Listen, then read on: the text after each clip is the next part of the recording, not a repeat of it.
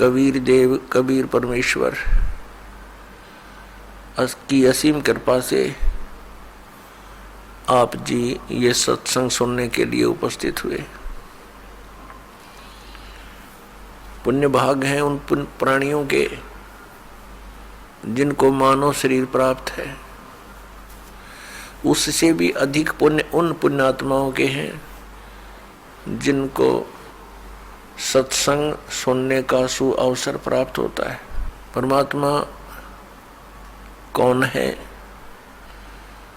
परमात्मा कैसे हैं, परमात्मा को कैसे पाया जाता है, परमात्मा के पाने के लिए प्रत्येक मानव प्रयत्नशील है। वह परमात्मा कैसा है, उसके अंदर ऐसी क्या विशेषता है जिसकी हम खोज कर रहे हैं। परमात्मा के अंदर ऐसी क्या विशेषता है, क्या खासियत है जिसको खोजने के लिए हमने बहुत सारे तरीके भी अपनाए हैं। अधिकतर व्यक्ति तो संसारिक सुविधाओं को बटोरने में ही सारा जीवन लगे रहते हैं, उन्हीं को उत्तम मानकर चिपके हैं।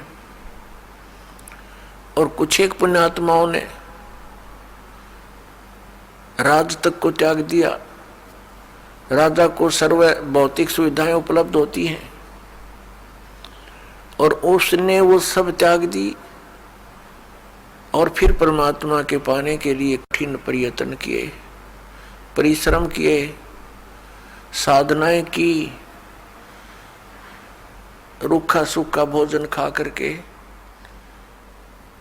परमात्मा के पाने के लिए वो प्रयत्नशील रहे।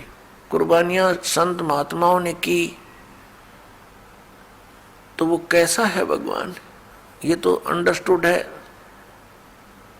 कि वो कितना सुखदायी होगा और वहां जाने के बाद प्राणी को कैसा सुख होगा। उसके लिए हम फिर कौन सी विधि अपनावें, कौन से ग्रंथ को सत्य माने, किस गुरु की बात पर विश्वास करें।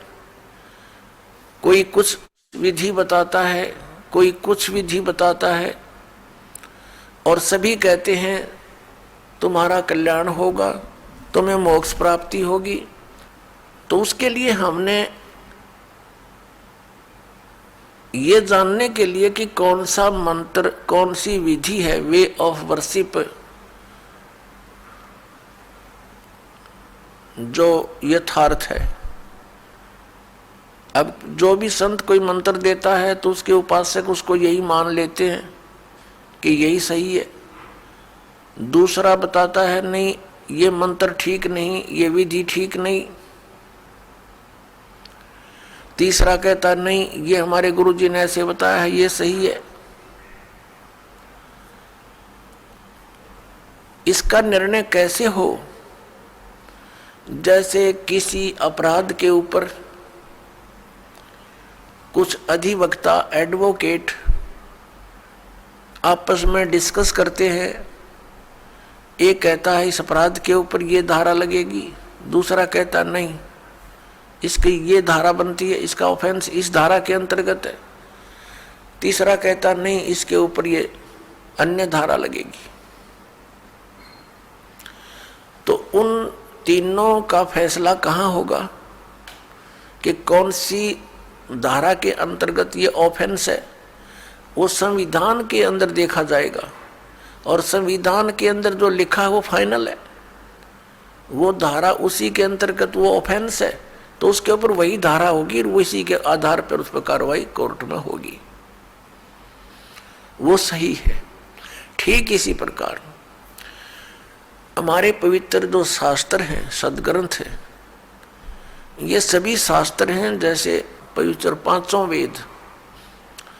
चार वेद तो ये वेल नोन है, ऋग्वेद, सामवेद, यजुर्वेद, अथर्ववेद। एक पांचवा वेद है, वो स्वयं परमेश्वर के द्वारा अपने मुख कमल से बोला जाता है। प्रत्येक युग में परमात्मा अपने उस तीसरे मुक्ति धाम से यानी सतलोक से चलकर आते हैं और अपने मुख कमल से उस यथार्थ ज्ञान पांचवें वेद को बोलते हैं। वो लिपिबद्ध कर लिया जाता है, वो पांचवा वेद होता है, वो कबीर वाणी है, वो परमेश्वर के मुख कमल से निकली सच्चिदानंद घन ब्रह्म की वाणी है।